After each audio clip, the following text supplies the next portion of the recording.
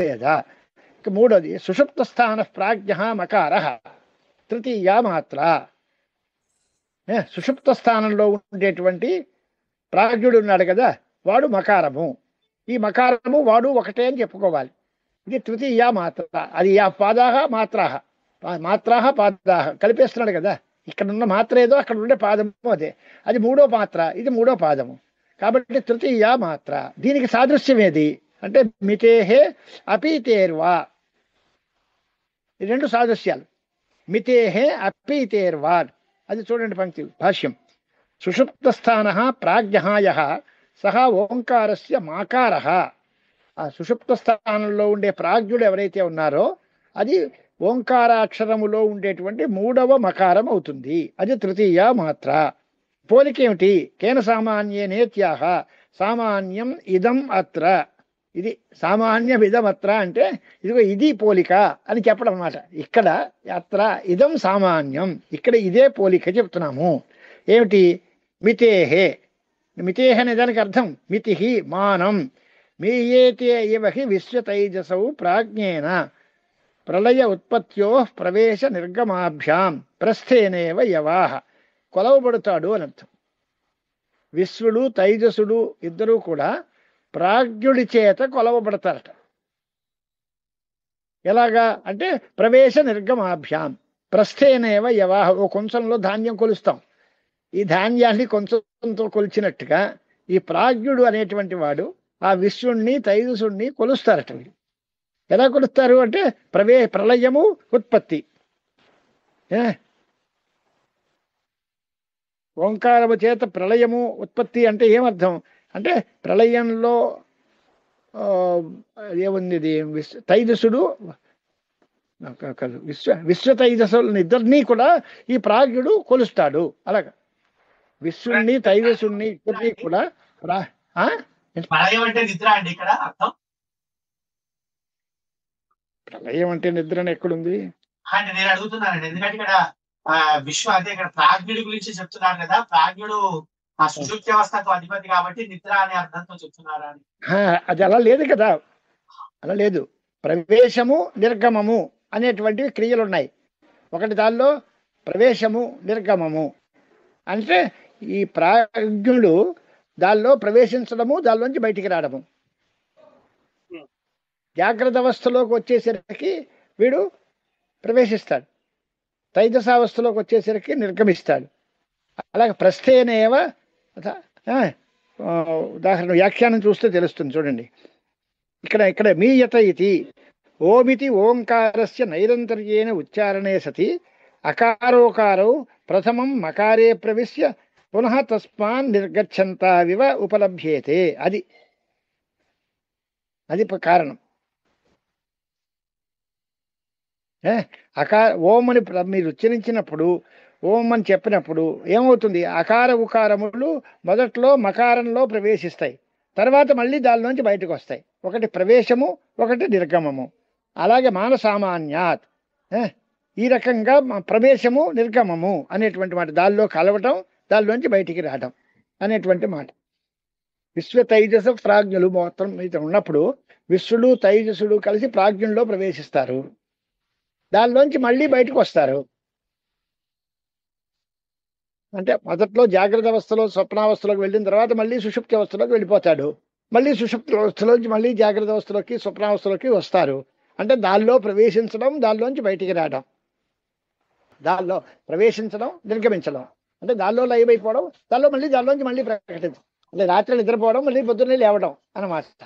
ఈ రకంగా ప్రవాసం ఉంది. అలాగే అకార ఉకారములు మకారంలో లీనమైనట్టు మళ్ళీ దానిలోంచి మళ్ళీ ప్రవేశించినట్టు, మళ్ళీ వచ్చినట్టు కనిపిస్తుంది. కనుక ఈ సాదృశ్యాన్ని బట్టి ప్రవేశ ప్రళయాభ్యాం అన్నమాట, ప్రవేశ నిర్గమాభ్యాం ప్రస్థేనేవ యవాహ. ఎలా అయితే కుంసంలో ధాన్యం పోస్తే లోపల వస్తుంది, మళ్ళీ కింద ఉప్పేస్తే మళ్ళీ బయటకు వచ్చేస్తాయి. ప్రవేశిస్తాయి, నిర్గచ్చంతి, ప్రవిశంతి నిర్గచ్చంతి వా. ధాన్యాన్ని కొంచెంలో కొలిచామంటే ధాన్యంలో పోసి మళ్ళీ అలా అట్టబెట్టేస్తామంటే మళ్ళీ తీసేస్తాం. అది ప్రవేశము ఉంటుంది, నిర్గమము ఉంటుంది. ఆ రకంగా ఉదాహరణ చెప్పారు. తథా ఓంకారమపి ఆప్తౌ పునః ప్రయోగే చ ప్రవిశ్య నిర్గచ్చత ఇవ అకార ఉకారో మకారే. ఇది అంట. ఇది ఆప్తి మితి అనే దానికి ఉదాహరణ ఇచ్చారు. ఇక అపీతేర్వా, అపీతి అంటే అప్యయ. అప్యయ అంటే ప్రళయం చెప్పాలి, కానీ ఏకీభూత అని అర్థం.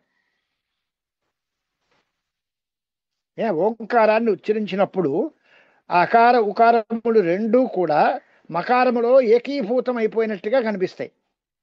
అలాగే విశ్వతైజస్సులు ఇద్దరూ కూడా సుషుప్తి కాలంలో ప్రాజ్ఞుడిలో ఏకీభూతం అయిపోతారు.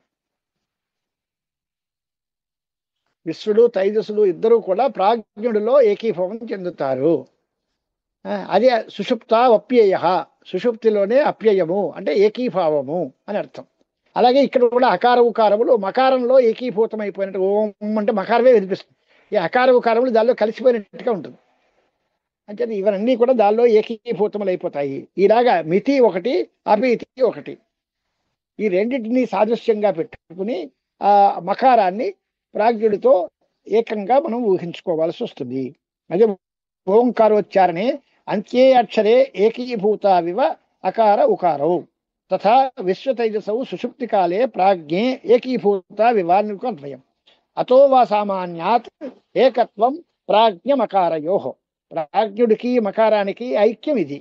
దీన్ని తెలుసుకుంటే వచ్చే లాభం ఏమిటి అని అంటే, విద్వత్ ఫలమాహ మినోతి హవా ఇదం సర్వం జగత్ యాథాత్మ్యం జానాతి. జగద్యాథాత్మ్యాన్ని తెలుసుకుంటాడు, అవ్యాకృతం అంటే అవ్యాకృతత్వాన్ని తెలుసుకుంటాడు.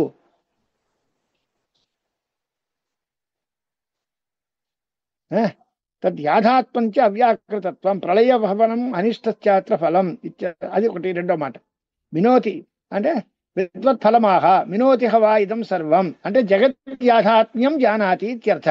అపీతిశ్చ జగత్ కారణాత్మా భవతి ఇత్యర్థ. జగత్తుకి కారణ రూపంలో ఉండిపోతాడు అవ్యాకృతంగా. వ్యాకృతమైన జగత్తు అది అవ్యాకృతంగా కారణాత్మకంగా ఉండిపోతాడు అని అంటే, అత్ర అవాంతర ఫలవచనం ప్రధాన సాధన స్తుత్యర్థం. ఇది అవాంతర ఫలాలు చెప్పడం దేనికి అంటే, ప్రధానమైనటువంటి దాన్ని స్తుతి చేయడం కోసం అనేటువంటి మాట చెప్పారు. ఇంతవరకు ఏంటనమాట, విశ్వడుకి అకారము, విశ్వస్య అత్వం అకార మాత్రాత్వం యదా వివక్ష్యతే తదా ఆదిత్వ సామాన్యయుక్త న్యాయేన ఉత్కటం ఉద్భూతం దృశ్యతే ఇత్యర్థః. అత్వ వివక్షాయాం ఇత్యస్య వ్యాఖ్యానం మాత్రా సంప్రతిపత్తా విధి. విశ్వస్య అకార మాత్రాత్వం యదా సంప్రతిపద్యతే ఇత్యర్థః. ఆప్తి సామాన్యమేవ చ ఉత్కటమిత్యనువర్తతే చ శబ్దాత్ అని తర్వాత కార్యక్రమాలకి శ్లోకాలకి రాస్తున్నారన్నమాట. ఇంతవరకు భాష్యం అయిపోయింది. ఇప్పుడు గౌడపాది కారికలు దీని మీద వ్యాఖ్యానం చేయాలి ఆయన. దానికోసం విశ్వస్య అత్వ వివక్షాయాం ఆది సామాన్యముత్కటం మాత్రా సంప్రతిపత్తౌ స్యాదాప్తి సామాన్యమేవ చ తైజస్య ఉత్వవిజ్ఞానే ఉత్కర్షో దృశ్యతే స్ఫుటం మాత్రా సంప్రతిపత్తౌ స్యాదుభయత్వం తథావిధం మకారభావే ప్రాజ్ఞస్య మానసామాన్యముత్కటం మాత్రా సంప్రతిపత్తౌ తు లయ సామాన్యమేవ చ త్రిషు ధామసు యత్తుల్యం సామాన్యం వేత్తి నిశ్చితః స పూజ్యః సర్వభూతానాం వంద్యశ్చైవ మహామునిః అనే ఫలశ్రుతి చెప్పారు. అది రేపు చూద్దాం, అక్కడతోటి పూర్తి చేసేద్దాం రేపు. గురుగారు ఒక చిన్న ప్రశ్న వచ్చిందండి. ఇందాకలా మీరు పాఠక్రమాద్ ఉకారస్య ఉత్కర్షం అంటే పాఠక్రమాన్ని బట్టి ఉత్కర్షం నిర్ణయించడం ఏమైనా ఉందండి? అంటే దీని తర్వాత చెప్పారు కదా, మొదట చెప్పిన దానికంటే తర్వాత చెప్పింది పెద్దది కదా. ఇప్పుడు అంకెల్ ఎక్కడ చేయాలనుకోండి 1, 2, 3, 1, 2 తర్వాత 3 చెప్పారు కదా. అలాగే అకార ఉకారములు చెప్పిన తర్వాత మకార చెప్పారు కనుక దీనికంటే అది బలం. అలా తర్వాత చెప్పారు కనుక దీని తర్వాత పఠించారు కనుక. గురుగారండి, అయ్యా మనకి అర్థవాద వాక్యాలు ఉన్నాయి కదండి ఇందాక చెప్పినట్టుగా. అర్థవాద వాక్యాలకి క్షేపిష దేవత అనేది చెప్పారు అనుకోండి. అవును, అప్పుడు ఆ ఫలం రాదా అండి? ఊరికే అది స్తుతి కోసం మాత్రం ఆ ఫలం రాదా మనకి? రాదు. దానికి ప్రయోజనం ఏమిటి అంటే, చెప్పే పని యొక్క గొప్పతనాన్ని చెప్పి దానిలో ప్రవర్తింపజేయడం, లేదా చెప్పే పని యొక్క నిందని చూపించి దానిలోంచి మాన్పించడం, అంతవరకే. మరి ఇందాక మకారంలో మనం ప్రాజ్ఞులు ఏం చేస్తే వేదవిత్ కులంలో వేదవిత్ లేనివాడు ఉండని చెప్పారు కదా. మరి అది విద్యాఫలం. విద్యాఫలం ఇలాగే ఏవం వేద అకారం చేయడం కాదు, ఈ అకారాన్ని దాన్ని ఈ రకంగా ఐక్య భావన చేస్తే దానికి ఫలం. అవును, అది చివరిలో మళ్ళీ మరి అది ఇదన్నా అర్థవాదం అని చెప్పారు కదా నెక్స్ట్ లైన్ లో. ఇది అర్థవాది కాదు కదా, ఇది అర్థవాది కాదా? లాస్ట్ ఏంటి? ఫలం, ఫలశ్రుతి భాష్యమే. పాట ఆపే ముందు మతంలో విద్య స్థుతి కోసం చెప్పాం ఇవన్నీ అన్నారు కదా. ఏది ఇక్కడ ఏది పాట ఆపే ముందు లైన్ లో చదవండి ఒకసారి. అవాంతర ఫలవచనం ప్రధాన సాధన స్తుత్యర్థం అన్నారు. అర్థవాదం కాదు అది. అంటే అదే ఇది అర్థం కాదు, అర్థవాదం అనలేదు. అవాంతర సాధనాలు అంటే ఈ అకారానికి ఇది ఫలం ఉంది, ఉకారానికి ఇది ఫలం ఉంది. ఇవన్నీ దేనికి అంటే ఓంకారాన్ని స్థుతి చేయడం కోసం, ప్రధానమైన దాన్ని స్థుతి చేయడం కోసం. దానిలో పార్ట్లీగా దీనికి ఫలం దీనికి ఫలం ఇది చెప్పాం. వస్తుత అది ఓంకారానికి దీనికి ఉంది ఫలం. అకారాన్ని కేవలం ఉచ్చారణ చేసి అవాంతర ఫలం ఇది. అదే మొత్తం దీన్ని ఎందుకు చెప్పడం ఇదంతా అంటే ప్రధానాన్ని స్థుతి చేయడం కోసం, దీంతో సరిపెట్టేస్తామని కాదు.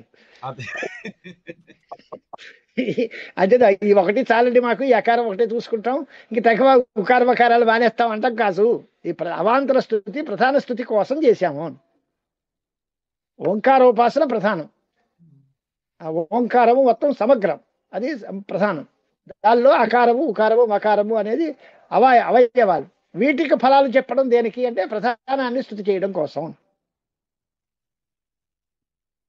జగన్నాథ్ గారు ప్రశ్న అడుగుతారు మీరు.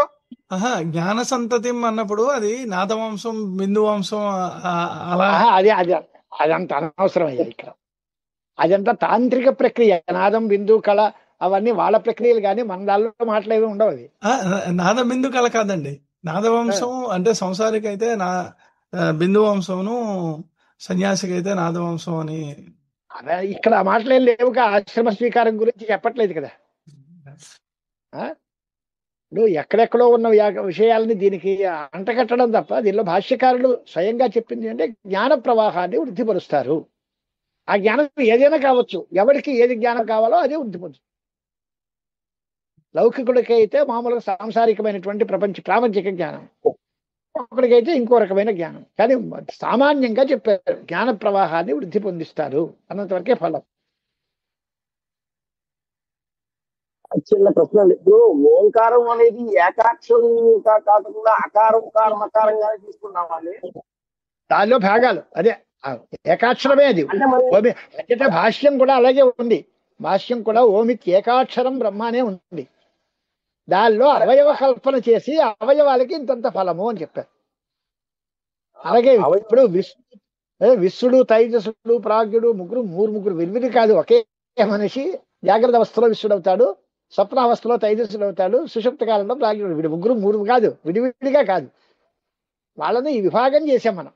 ఒకే ఆత్మ విశ్వడు తైజసుడు ప్రాజ్ఞుడు అని చెప్పినట్టుగా ఒకే ఓంకారము అకార ఉకారం అకారాత్మకంగా ఉంది. దానిలో ఈ 3 మాత్రలు ఉన్నాయి. దానికి 4 పాదాలు ఉన్నాయి. అక్కడ పాదములు ఇక్కడ మాత్రలు 2 ఒకటే. దానిలో మొదటి మాత్ర దీనిలో మొదటి పాదము 2 ఒకటే అని చెప్పడం ఉద్దేశం.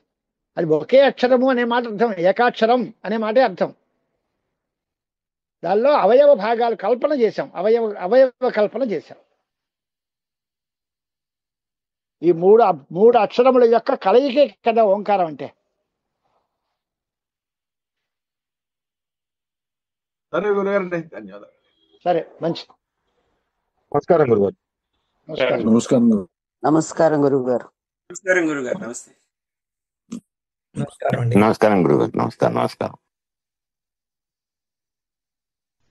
భద్రం కర్ణేభిశ్రుడయ్యామదేవాః భద్రం పశ్యేమాక్షభిర్యజత్రాః స్థిరైరంగైస్తుష్టువాగుంసస్తనూభిః విసేమ దేవహితం యదాయుః స్వస్తి న ఇంద్రో వృద్ధశ్రవాः స్వస్తి నః పూషా విశ్వవేదాः స్వస్తి నస్తార్క్ష్యో అరిష్టనేమిః స్వస్తి బృహస్పతిర్దధాతు. ఓం శాంతిః.